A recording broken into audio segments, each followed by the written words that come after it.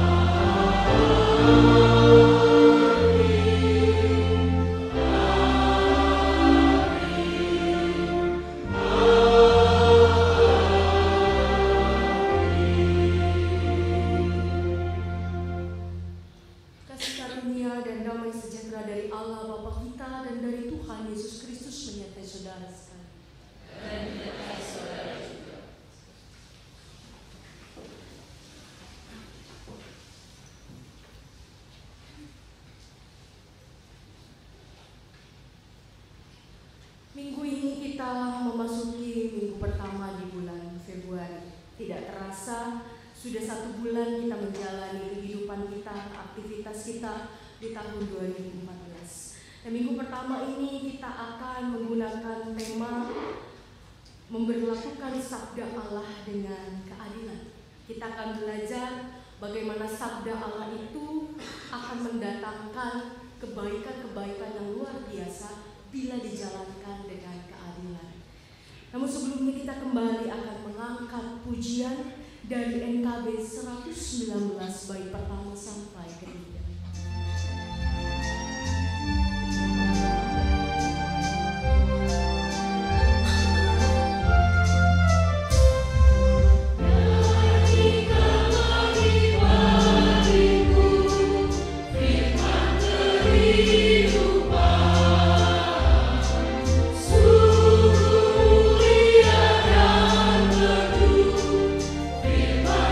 Kehidupan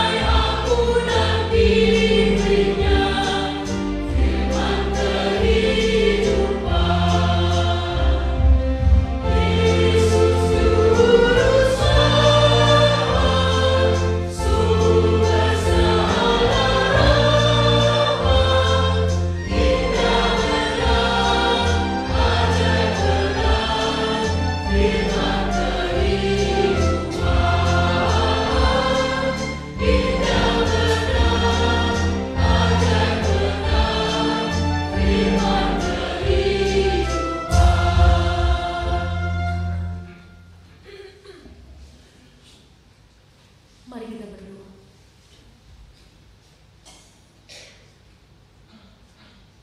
Tuhan, sungguh sesungguhnya indah dan ajaib firman yang Engkau berikan di dalam kehidupan kami melalui Alkitab. Namun seringkali kami tidak mampu melihat keindahan dan keajaibannya, karena kami lebih dipengaruhi oleh dunia. Kami lebih menggunakan pemikiran kami sendiri, persepsi kami sendiri ketika kami membaca, hingga kami tidak merasakan betapa indah dan ajaibnya firman. Ampunilah kami Tuhan, bila kami hanya mengandalkan hikmat kami sebagai manusia. Kami hanya mengandalkan pengetahuan kami, ilmu yang kami miliki, yang kami peroleh dari dunia, untuk memahami, untuk mengenal, untuk mendalami firman. Dan hasilnya hidup kami tidak mengalami perubahan. Hidup kami tidak mengalami kebahagiaan. Dan hidup kami mengalami stagnasi. Kami berjalan di tempat. Kami tidak maju, bahkan mundur di dalam kehidupan iman kami. Karena kami juga tidak hanya menggunakan persepsi kami, tapi kami juga tidak mampu, tidak mau melakukan firman ini. Ampuni kami Tuhan. Dan biarlah di dalam kehidupan mendatang, hari-hari yang akan datang, yang Tuhan percayakan untuk kami lalui, kami lebih lagi menggunakan firman Tuhan sebagai dasar kehidupan kami, di mana kami mencari kebahagiaan, di mana kami mencari jalan keluar, di mana kami mencari kehendak Tuhan. Tolong kami dan tuntun kami, ingatkan kami selalu bahwa firman-Mu lah yang membawa keajaiban. Segala sesuatu yang berasal dari dunia tidak mampu membawa keajaiban, tapi hanya Engkau-lah yang mampu membawa kebenaran, keajaiban, keindahan, kebahagiaan di dalam kehidupan kami. Dan biarlah kami lebih tekun mencari Tuhan ketimbang mencari kebahagiaan di luar Tuhan. Kuatkanlah kami, teguhkanlah iman kami, dan bawalah kami mendekat kepada Tuhan, agar di tahun yang baru ini kami sungguh-sungguh mengalami keindahan dan keajaiban firman. Demi Kristus, Allah yang telah berfirman dalam hidup kami, dan Allah yang telah mewujud nyatakan firman itu, kami berdoa dan bersyukur. Amin.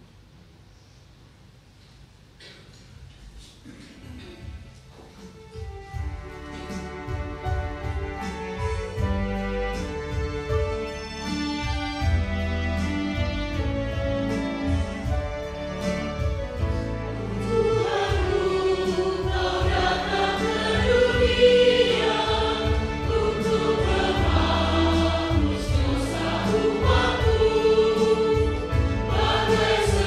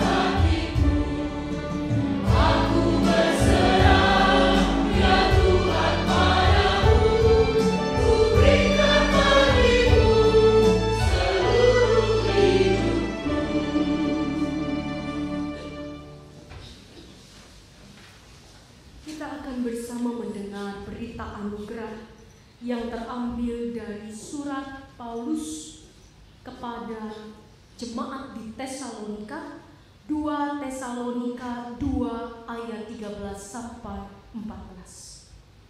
Akan tetapi kami harus selalu mengucap syukur kepada Allah karena kamu, saudara-saudara yang dikasihi Tuhan, sebab Allah dari mulanya telah memilih kamu untuk diselamatkan dalam Roh yang menguduskan kamu dan dalam kebenaran yang kamu percayai. Untuk itulah Ia telah memanggil kamu oleh Injil yang kami beritakan, sehingga kamu boleh memperoleh kemuliaan Yesus Kristus Tuhan kita. Demikianlah berita anugerah dari Tuhan.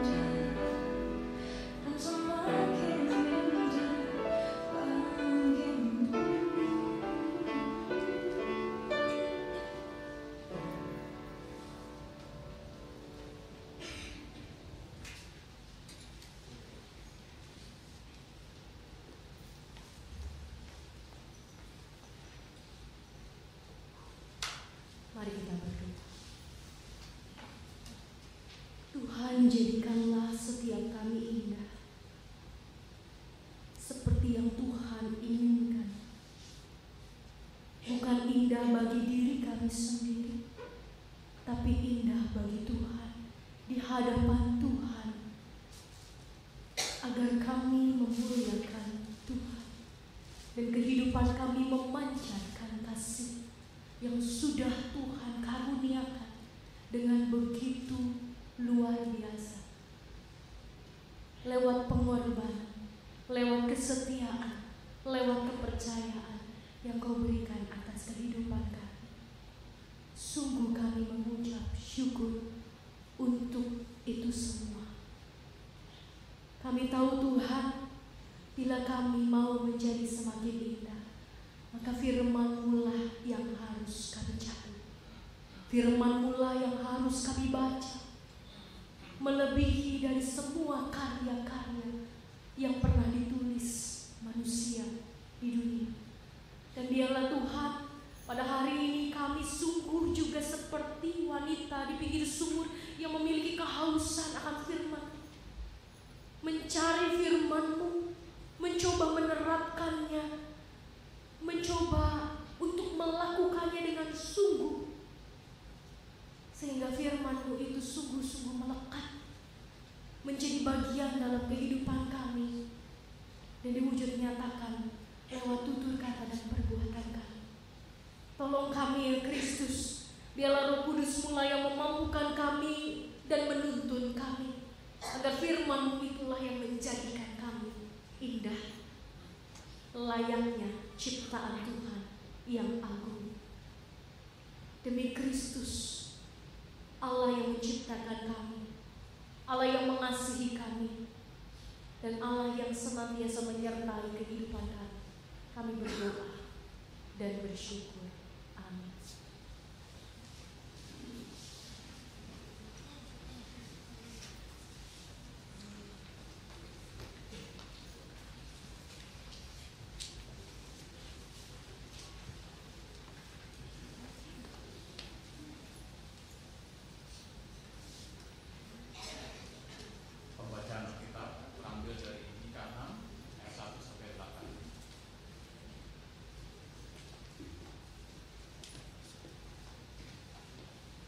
Baiklah, dengar firman yang diucapkan Tuhan.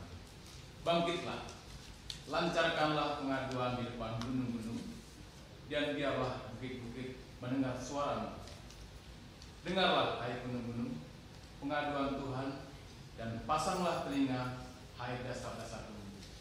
Sebab Tuhan mempunyai pengaduan terhadap umat-Nya, dan Ia berperkara dengan besar. Umatku, apakah yang telah kulakukan kepadamu? Dengan apakah engkau telah kulelahkan? Jawablah aku, sebab aku telah menuntun engkau keluar dari tanah Mesir, dan telah membebaskan engkau dari rumah perbudakan, dan telah mengutus Musa dan Harun dan Miriam sebagai penganjurmu.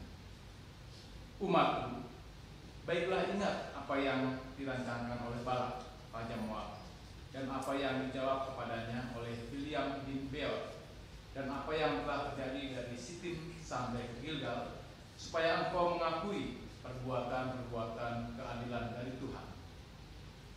Dengan apakah aku akan pergi menghadap Tuhan dan tunduk menyembah kepada Allah yang di tempat tinggi?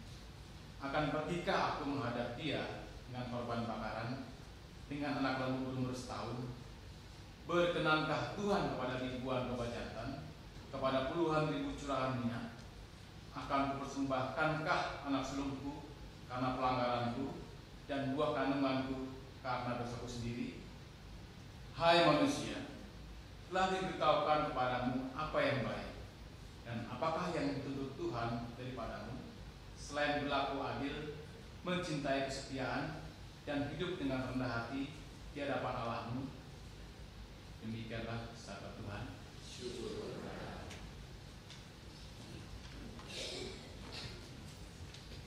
Marilah kita menyambut bacaan tadi dengan menyanyikan Mazmur 15.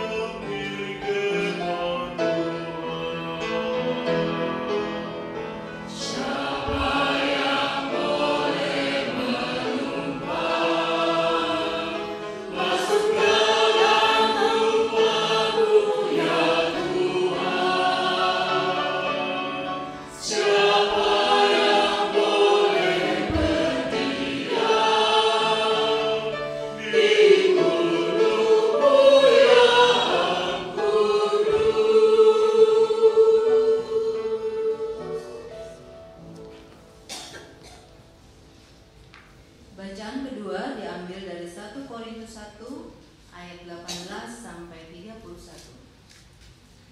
Setiap pemberitaan tentang salib memang adalah kebodohan bagi mereka yang akan binasa. Tetapi bagi kita yang diselamatkan, pemberitaan itu adalah kekuatan Allah. Karena ada tertulis, aku akan membinasakan hikmat orang-orang berhikmat dan kearifan orang-orang bijak akan kulenyapkan. Di manakah orang yang berhikmat?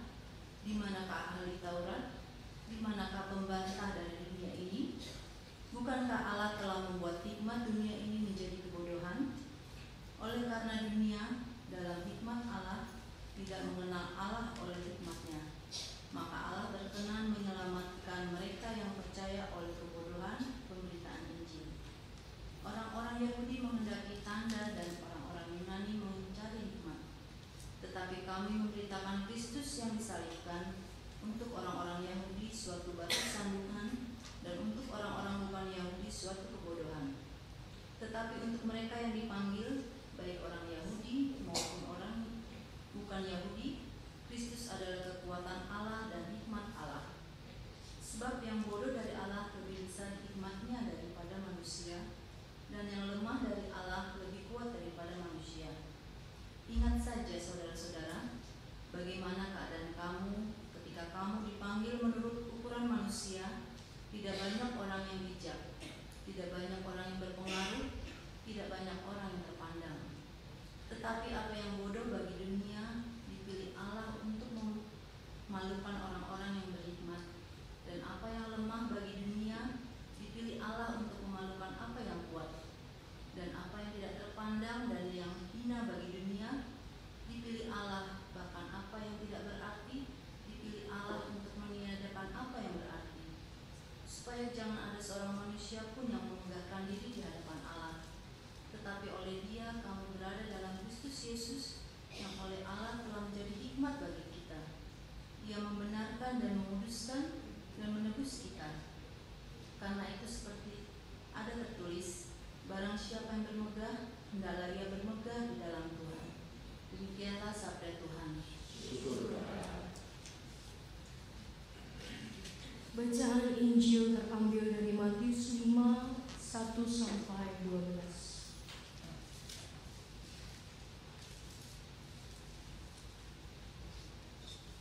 Ucapan bahagia. Ketika Yesus melihat orang banyak itu, naiklah ia ke atas bukit, dan setelah ia duduk, datanglah murid-muridnya kepadanya. Maka Yesus pun mulai berbicara dan mengajar mereka, katanya, berbahagialah orang yang miskin di hadapan Allah, karena mereka layak mempunyai kerajaan surga. Berbahagialah orang yang berduka cita, karena mereka akan dihibur. Berbahagialah orang yang lemah lembut, karena mereka akan memiliki bumi. Berbahagialah orang yang lapar dan haus akan kebenaran, karena mereka akan dipuaskan. Berbahagialah orang yang murah hatinya, karena mereka akan beroleh kemurahan. Berbahagialah orang yang suci hatinya, karena mereka akan melihat Allah. Berbahagialah orang yang membawa damai, karena mereka akan disebut anak-anak Allah. Berbahagialah orang yang dianiaya oleh sebab kebenaran, karena merekalah yang mempunyai kerajaan surga. Berbahagialah kamu jika karena aku kamu dicela dan dianiaya, dan kepadamu difitnahkan segala yang jahat. Bersukacitalah dan bergembiralah, karena upahmu besar di surga. Sebab demikian juga telah dianiaya nabi-nabi yang sebelum kamu. Demikianlah Injil Yesus Kristus. Berbahagialah setiap kita yang mendengarkan, memelihara dan melakukan. Haleluya.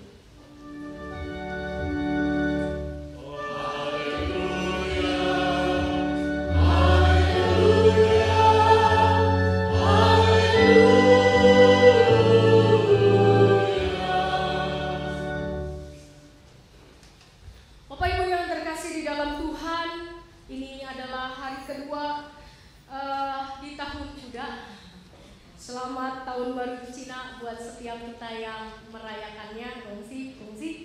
Bapak Ibu sekalian, kalau kita kemarin tanggal 31 Januari merayakan Imlek begitu ya. Biasanya pesan singkat yang kita terima di perangkat elektronik kita, handphone begitu, kira-kira bunyinya apa Bapak Ibu? Selamat berbahagia, semoga tahun ini dipenuhi dengan kesuksesan begitu ya, kelimpahan, kesehatan begitu ya. Intinya adalah bahwa ada harapan akan selalu berbahagia di tahun ini. Padahal sudah diingatkan oleh Ki Kusumo, walaupun yang Ki Kusumo adalah seorang Chinese bukan ya, dia adalah seorang Tionghoa apa bukan, saya tidak terlalu paham, tapi dia mengatakan tahun kuda ini adalah tahun yang berat begitu. Tahun kuda adalah tahun kerja keras, tahun kuda kita akan seperti kuda begitu ya kerjanya ya. Jadi Bapak Ibu sekalian, gimana mau bahagia kalau dibilang kita kerja banting tulang begitu ya? Bagaimana mau bahagia? Nah Bapak Ibu sekalian, hari ini tadi kita membaca dari Matius 5, ada kata-kata, ada judul yang diberikan oleh LAI kepada bacaan kita, Matius 5 ayat 1 sampai 12, ucapan bahagia. Ketika kita berbicara soal bahagia, banyak orang mengatakan bahagia itu sederhana. Apa betul Bapak Ibu? Tidak sesederhana menulis ya bahagia itu sederhana. Kenapa? Walaupun kata orang banyak yang mengatakan bahwa bahagia itu sederhana, toh nyatanya susah didapatkan. Artinya bahagia itu rumit. Tapi ternyata bahagia itu memang adanya adalah sederhana. Ketika kita mau bersyukur, intinya begitu. Ketika kita bersyukur artinya kita sedang bahagia. Tapi ternyata memang tidak mudah untuk bersyukur. Tidak semudah itu untuk bersyukur. Nah Bapak Ibu sekalian, banyak cara kemudian orang mencari kebahagiaan. Ada yang mencari kebahagiaan lewat pekerjaannya, ada yang mencari kebahagiaan lewat hobinya, ada yang mencari kebahagiaan lewat kekasihnya, ada yang mencari bahagia lewat pernikahan, ada yang mencari bahagia lewat buku-buku.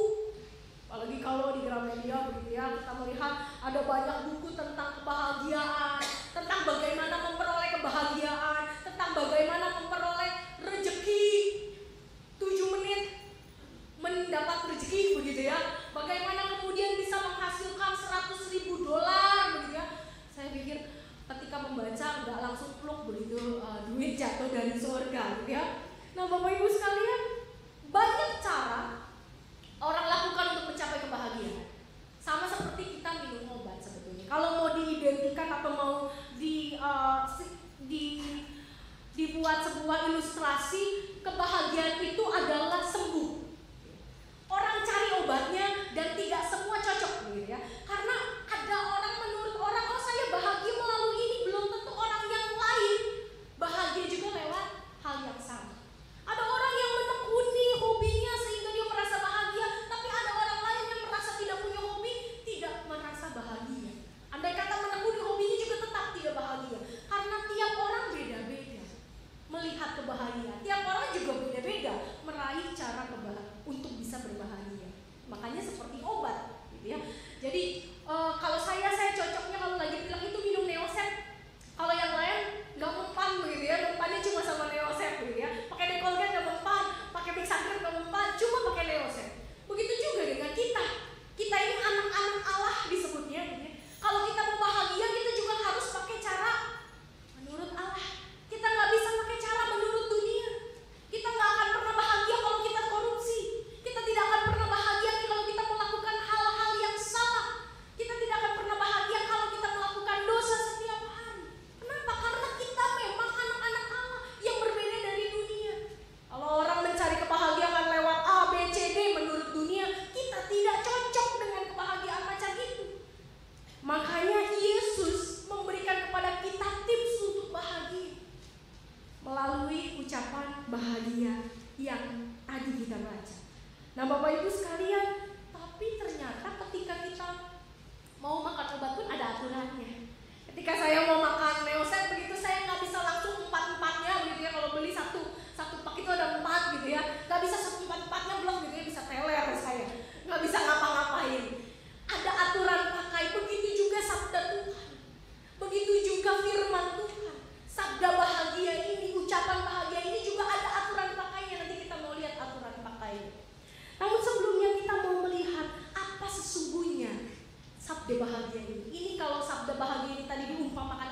obatnya, kita mau cari tahu dulu obatnya yang cocok buat kita, anak-anak Allah, anak-anak kerajaan Allah. Yang pertama tadi kita belajar adalah belajar miskin di hadapan Allah. Kita berpikir bagaimana caranya orang miskin bisa berbahagia, gitu ya.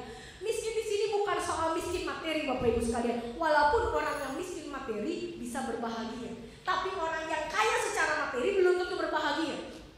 Kenapa? Karena hidupnya penuh dengan ketakutan.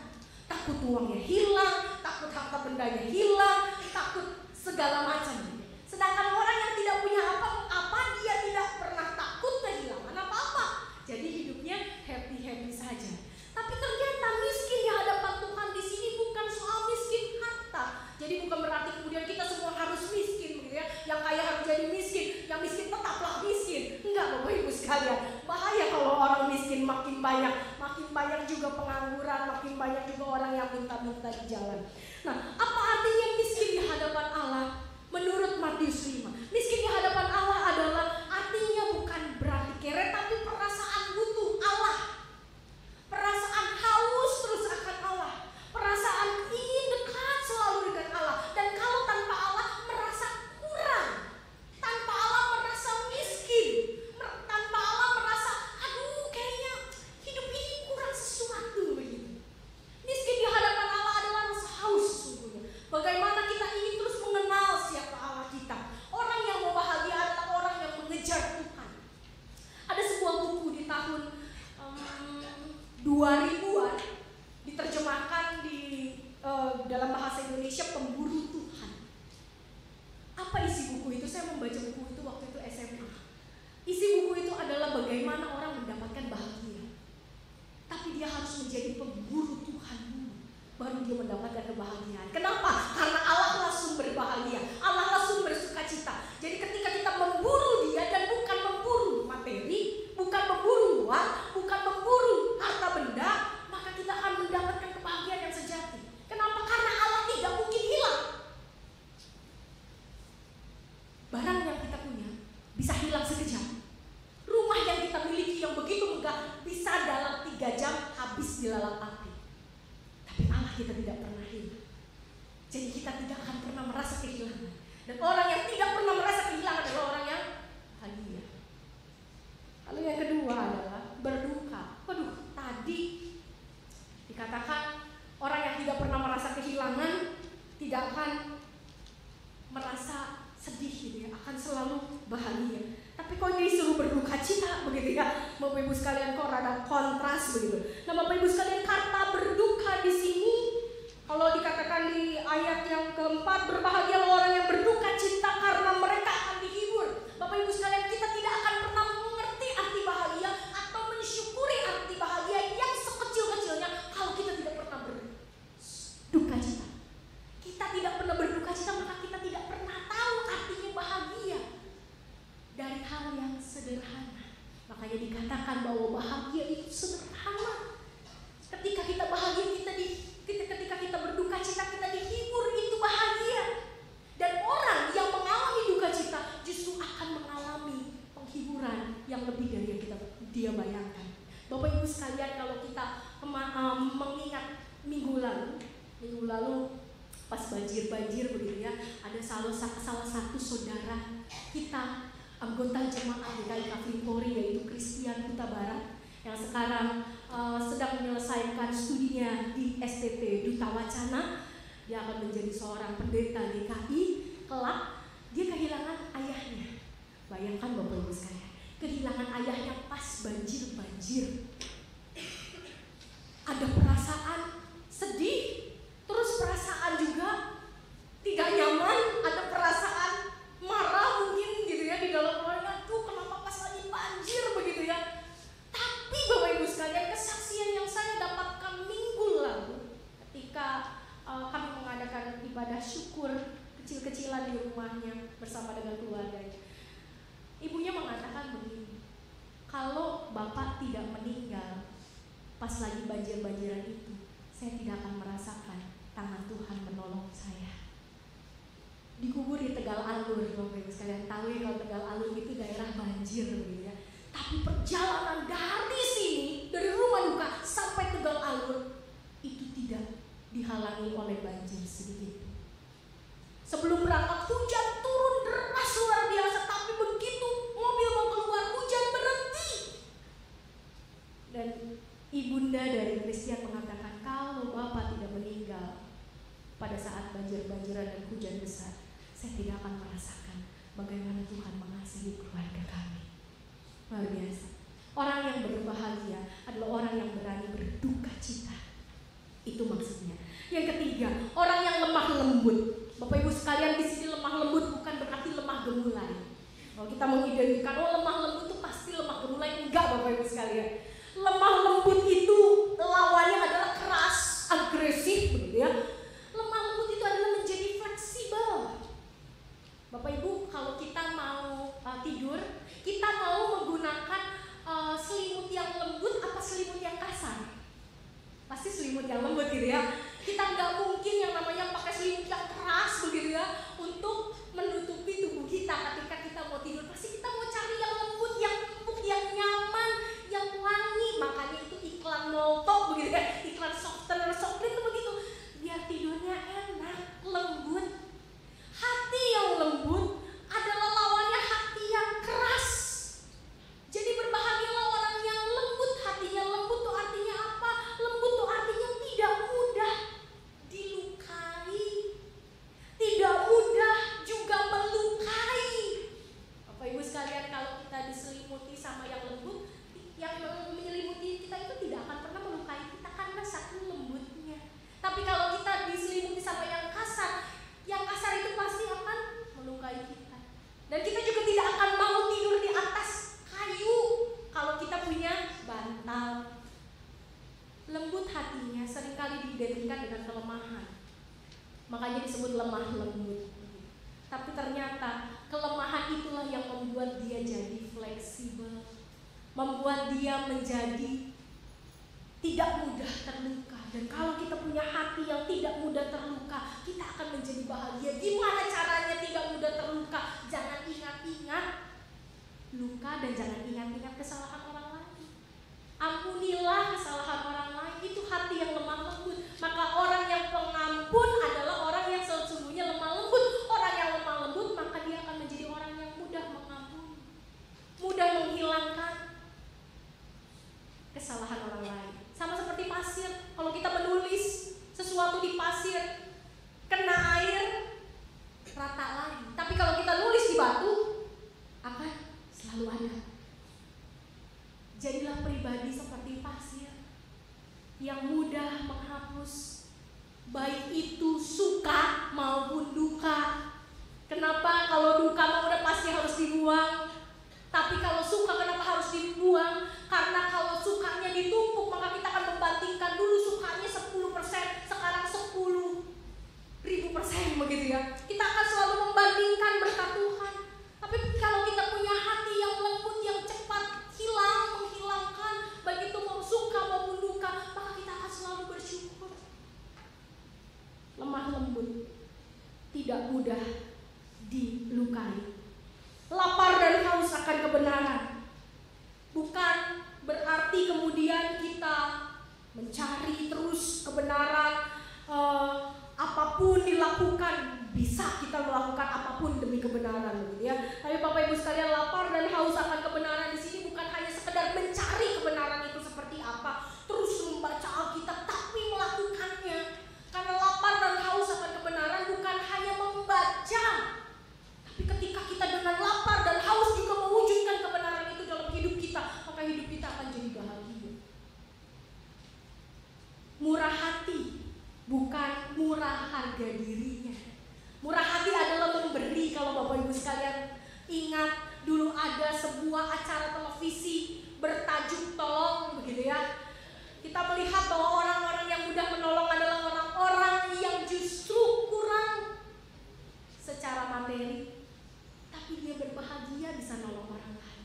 Karena kalau orang lain bahagia, dia juga bahagia. Ketika dia bisa memberikan kebahagiaan bagi orang lain, dia juga menjadi orang yang bahagia. Murah hati di sini adalah orang yang suka memberi, suka menolong, bukan dalam bentuk fisik saja, tapi menolong lewat hatinya, menolong lewat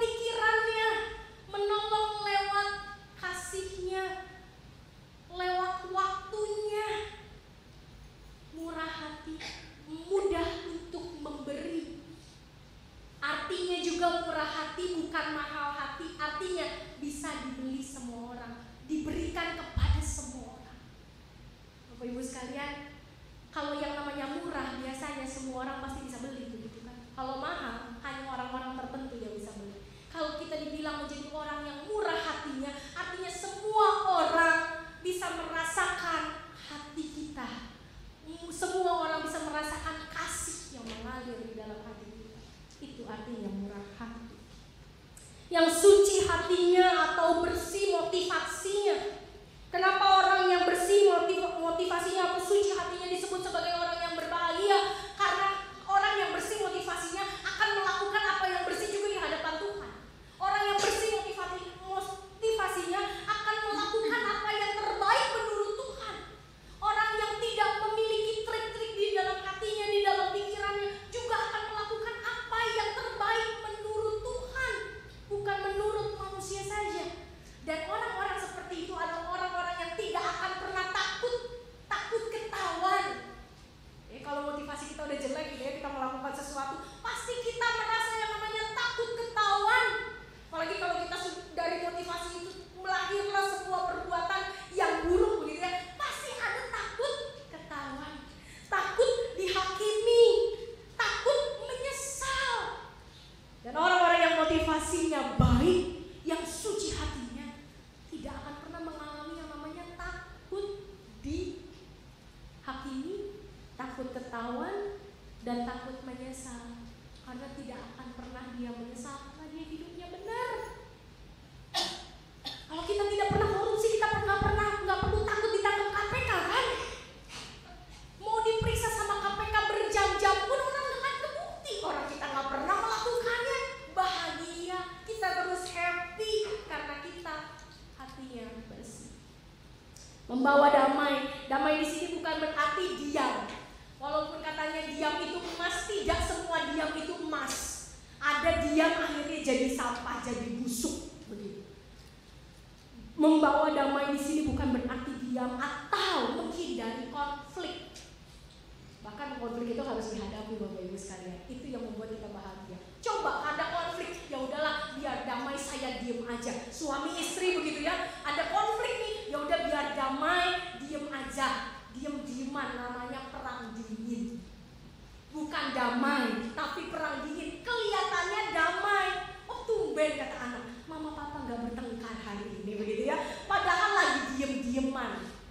Mending diem-diemannya karena sakit gigi gitu ya. Ini mah diem-diemannya karena egonya tinggi. Gak mau ada yang saling mengalah. Itu bukan damai. Karena damai yang sejati tidak akan membuat orang diam-diaman. Jadi sebagai pembawa damai, kita harus mau berhadapan dengan konflik dan menyelesaikan konflik. Kalau ada konflik di antara keluarga, anak, orang tua, suami, istri, kita coba untuk selesaikan. Dan kalau kita udah selesai, rasanya gimana Bapak Ibu? Lega. Daripada diam-diaman begitu kan? Bisa seminggu, bisa sebulan, bisa setahun diam-diaman. Tapi kalau udah selesai kita mau damai, oke saya mau damai, gimana caranya? Mama, apa sih yang kamu mau? Papa, apa sih yang kau harapkan dariku? Anakku, kau ini sebenarnya mau apa? Ada komunikasi, ada keterbukaan. Disitulah bahagia yang sejati. Karena kalau udah plong, pasti bahagia. Coba kalau belum plong, sampai kapanpun nyimpen sampah di sini. Diam itu bukan berarti damai. Damai belum tentu diam. Siap dianiaya karena kebenaran, karena upahmu besar di surga. Bapak Ibu sekalian, itu adalah obat, jenis-jenis obat yang harus kita minum, kita makan, kita lakukan setiap hari supaya kita menjadi bahagia. Masalahnya aturan pakainya apa? Aturan pakainya ada di Mika dan di Korintus yang tadi kita baca. Mika 6 ayat 8 mengatakan demikian. Hai manusia, telah diberitahukan kepadamu apa yang baik. Yang baik itu adalah sabda Tuhan, firman Tuhan. Dan apakah yang dituntut Tuhan daripadamu selain berlaku adil, mencintai kesetiaan, hidup dengan rendah hati. Jadi yang tadi obat-obatan itu harus belajar miskin di hadapan Allah. Selalu rasanya ingin butuh Allah begitu ya. Berani berduka cita karena kita tahu penghiburan dari Allah itu akan membangkitkan kita. Berani menjadi orang yang lemah lembut, tidak keras.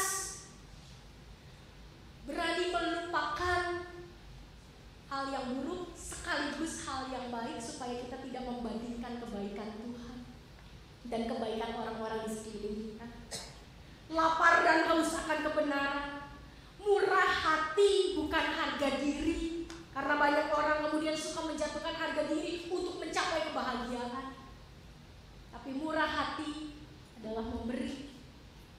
Kalau murah harga diri seringkali untuk mendapatkan sesuatu. Suci hatinya, bersih motivasinya, membawa damai dan siap dianiaya karena kebenaran. Kalau kita bisa melakukan itu, kita sudah tahu itu tadi obat. Lakukanlah dengan aturan pakai berikut ini. Ada 3 aturan pakai yang tadi Mika katakan. Yang pertama, berlaku adil. Apa arti adil di sini? Adil di sini bukan berarti sama rata saja Bapak Ibu sekalian, tapi adil di sini adalah tepat guna.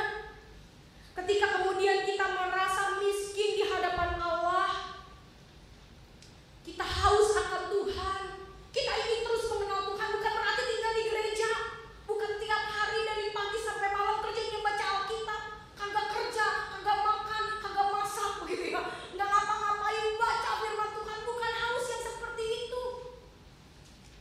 Tuhan mau kita adil, adil dalam artinya adil sama Dia, tapi adil dalam kehidupan kita juga. Bukan artinya kita terus baca firman Tuhan dari pagi sampai malam, nggak tidur, nggak ngapa-ngapain biar bahagia, enggak, bukan seperti itu. Kalau kita berduka cita ya berduka itu nggak apa-apa, Tuhan berduka cita aja terus setiap hari begitu ya. Ya itu juga bikin orang sakit jiwa Bapak Ibu sekalian. Orang yang setiap hari sedih, tiap hari nangis, apa bukan orang sakit jiwa dia bilangnya? Ini ada yang salah nih, ada yang konslet begitu kan, nangis, ngelapoin tiap hari begitu kan. Tentu Tuhan ingin ada kebahagiaan juga dalam kehidupan kita. Lemah lembut juga dalam kerangka adil, artinya kita lemah lembut pada waktu yang tepat, bukan berarti sedikit lemah lembut, sedikit keras, nggak gitu juga. Tapi lemah lembut kepada orang-orang yang memang patut mendapatkan lemah lembut dan keras kepada orang yang patut mendapat keras. Kenapa? Karena firman Tuhan mengatakan bahwa ayah yang baik pun akan menghajar anaknya kalau memang salah. Kalau anak salah jadi ya di lembut-lembutin terus, ya nggak apa-apa kok nak, nggak apa-apa, mama memaafkan kamu, terus-terusan begitu, lama-lama ngelunjak kan. Jadi adil pada tempatnya begitu.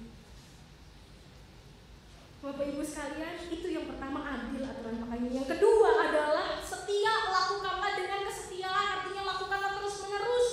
Jangan hari ini saja, besok lupa. Jangan bulan ini saja, besok lupa. Tahun ini saja, tahun depan lupa. Lakukan dengan kesetiaan terus-menerus. Terus carilah Tuhan, teruslah membuat hati kita lembut, teruslah kita membawa damai dimanapun, kapanpun. Itu yang namanya kesetiaan. Dan yang ketiga, hidup dengan rendah hati. Kenapa? Karena Paulus dengan jelas mengatakan di dalam surat Korintus 1 ayat 1 ayat 31 mengatakan begini. Karena itu seperti ada tertulis, barang siapa yang bermegah, hendaklah ia bermegah di dalam Tuhan. Andai kata kita sudah bisa bawa damai, andai kata kita sudah jadi pribadi yang murah hati, kita bisa menjadi pribadi yang lemah lembut, kita bisa menjadi pribadi yang suci hatinya, itu bukan karena kekuatan kita, itu karena kekuatan Allah. Jadi kalau kita bermegah, saya sudah bahagia, saya adalah orang yang bahagia. Ingat bahwa kebahagiaan itu bukan berasal dari usaha kita, tapi karena kasih karunia Allah.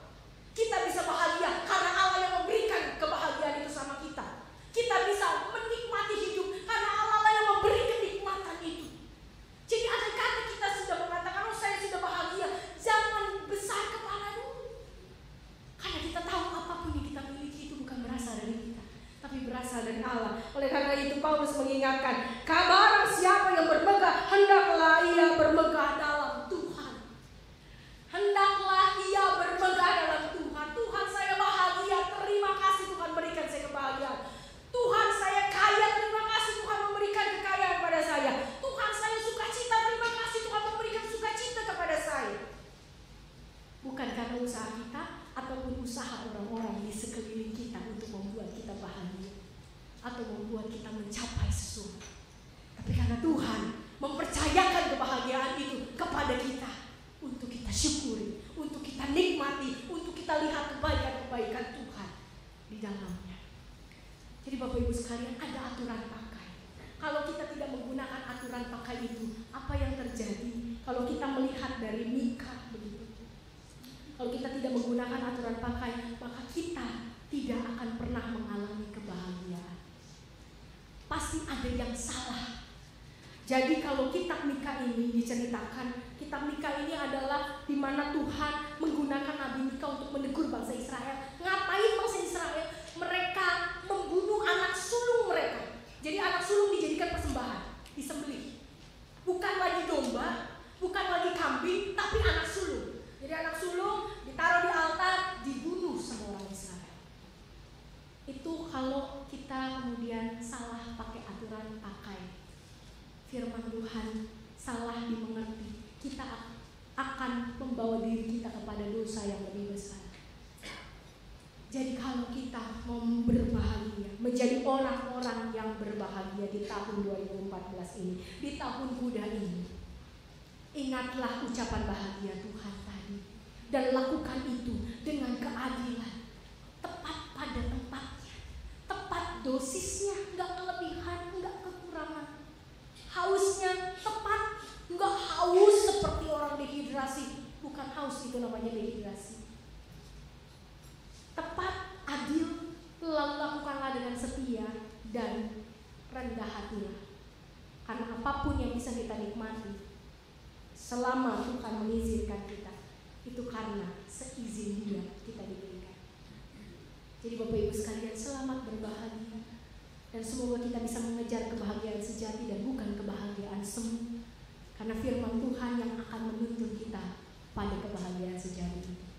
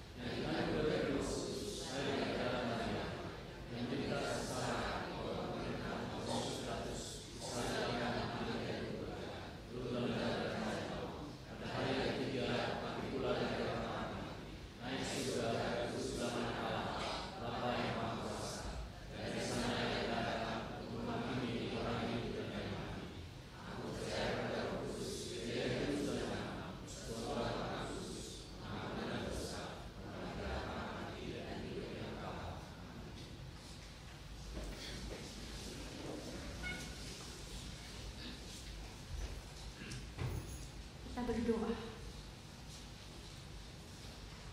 Tuhan, Engkaulah sumber kebahagiaan kami, dan tidak ada satupun manusia ataupun barang-barang yang kami miliki yang mampu membawa kebahagiaan seperti yang Kau berikan dalam hidup kami. Tapi untuk mencari bukanlah hal yang mudah, Tuhan. Untuk mendapatkan kebahagiaan sejati, kami butuh berjuang. Kami butuh mengatasi pemahaman dunia. Apa kata dunia tentang kebahagiaan dan menggantinya dengan kata Tuhan. Karena dunia terbatas dan Tuhan tidak terbatas. Tapi kami bersyukur di tengah keterbatasan kami, di tengah kelemahan kami, Tuhan mengizinkan kami mengalami kebahagiaan yang sejati ketika kami menjadi pelaku firman Tuhan. Dan melakukannya dengan penuh keadilan, penuh kerendahan hati dan kesetiaan. Disitulah kebahagiaan yang sesungguhnya terbit dalam hidup kami. Kami mengucap syukur di tengah keterbatasan kami, Tuhan memberi kami jalan. Di tengah kekurangan kami, Tuhan memberi kami pintu-pintu untuk kami lewati. Dengan tanpa kurang suatu apapun, membawa kepada kehidupan yang lebih baik. Terima kasih Tuhan. Ajar kami melakukan apa yang telah menjadi sabda-Mu dalam kehidupan kami, dan sungguh melakukannya seperti yang Engkau inginkan, bukan seperti yang manusia inginkan, bukan seperti yang dunia harapkan. Terima kasih Bapa, bila sebentar kami juga akan mengakhiri ibadah ini, tapi kami mengingat ada hal-hal saudara-saudara kami yang berada di dalam keadaan sulit karena sakit dan karena duka cita. Kami mau berdoa untuk keluarga Bapak Irwan, untuk istrinya Ibu Susanti dan anak-anaknya, mantu dan cucu yang baru saja ditinggal kemarin sore oleh Pak Irwan. Kuatkanlah mereka, berikan mereka kerelaan agar Pak Irwan juga menjadi tenang karena dia sudah bersama dengan Tuhan.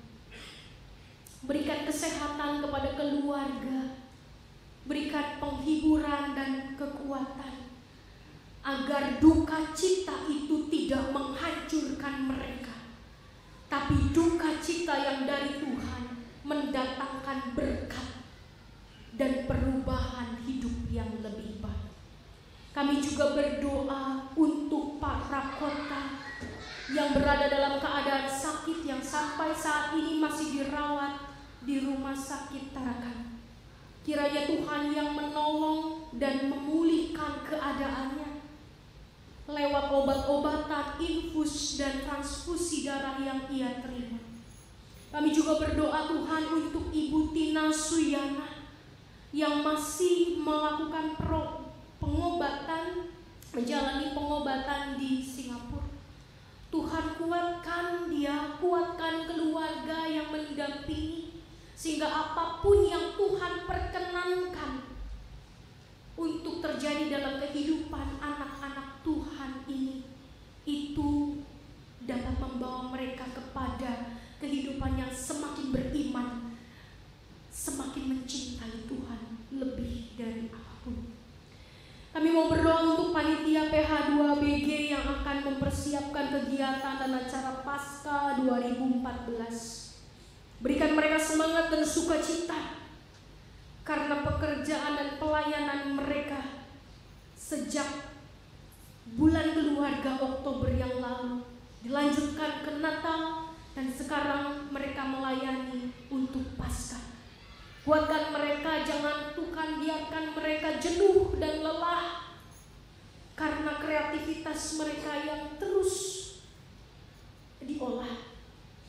Tapi biarlah Tuhan ada hikmat dan pembaharuan yang Tuhan berikan kepada setiap mereka, sehingga mereka tetap dapat memberikan yang terbaik. Kami mau berdoa Tuhan untuk penyusunan program kerja 2014-2015. Agar Tuhan berikan kepada kami hikmat, agar program yang direncanakan juga menjadi berkat bagi jemaat dan bagi orang-orang yang ada di sekitar kami, yang melihat kami bertumbuh sebagai jemaat Tuhan, melihat kami sungguh-sungguh mengalami perubahan besar, mengalami pembaharuan hidup. Semakin hari semakin menjadi berkat. Kami juga mau berdoa Tuhan untuk saudara-saudara kami di beberapa daerah di tanah air yang mengalami bencana alam, di Manado, di Sumatera Utara, di Tanah Karo, di Jakarta. Saudara-saudara kami jemaat GKI Pakuwon dan GKI Tubagus Sangke yang rumahnya terendam sampai hampir ke atap. Tuhan, kuatkan mereka, beri mereka kesabaran dan beri mereka semangat untuk terus mengusahakan hidup yang lebih baik, agar kehidupan mereka juga secara ekonomi menjadi lebih baik karena mereka memiliki segala sesuatu yang mereka dapat usahakan dari Tuhan.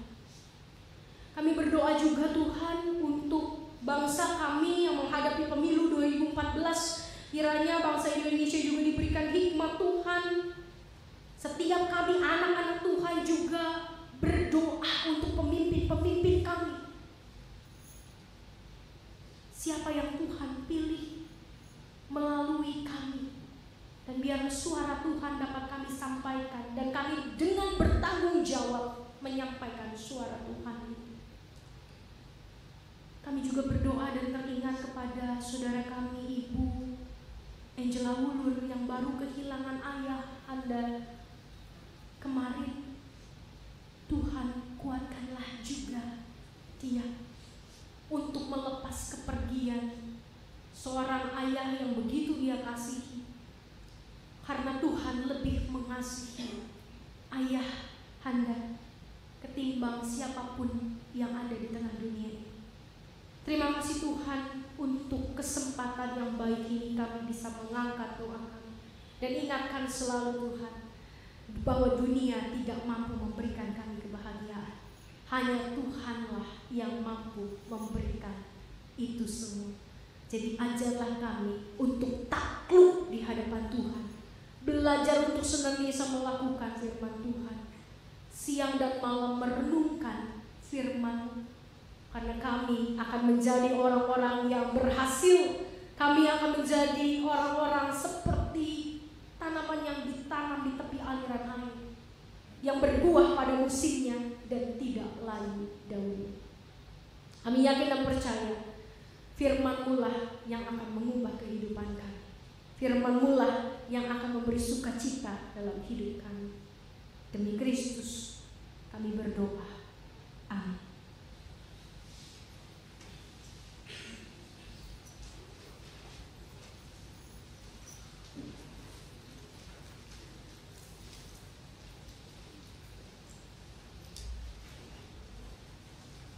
Jemaat yang terkasih dengan Tuhan, sebelum kita mempersembahkan persembahan kita, maka marilah kita ingat akan firman-Nya, Maleakhi 3 ayatnya yang ke-10, yang demikian bunyinya.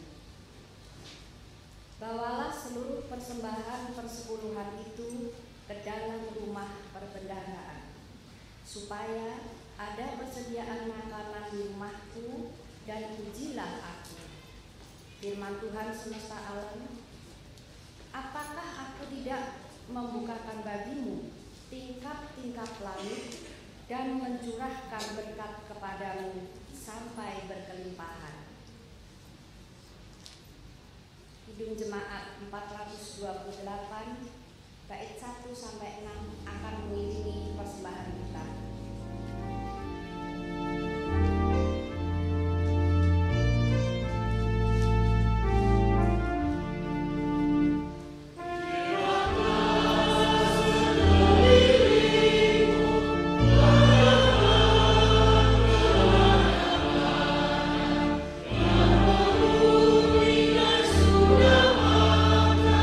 Sudah matang untuk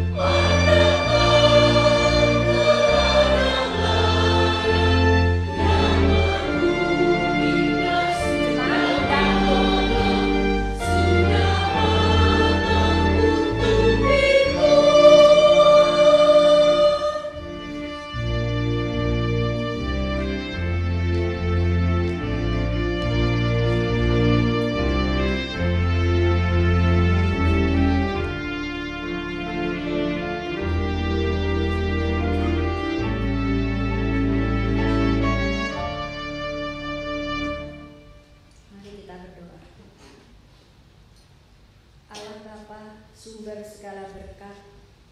Kami mengucap syukur ya Bapa atas berkat dan pemeliharaan-Mu di dalam kehidupan kami hari lepas hari. Bapa, pada kesempatan ini kami datang kepadamu dengan membawa persembahan kami. Biarlah Engkau yang menguduskan persembahan ini ya Tuhan, agar persembahan kami ini boleh berkenan kepadamu dan untuk kemuliaan nama-Mu. Bapa, ajar kami untuk selalu bersyukur, untuk selalu bersuka cita dengan penuh kasih. Kami memberikan yang terbaik kepada Tuhan. Juga kami akan berbagi berkat kepada sesama kami. Bapa di surga, inilah doa syukur kami. Hanya di dalam nama Tuhan Allah kami yang hidup, kami berdoa. Amin.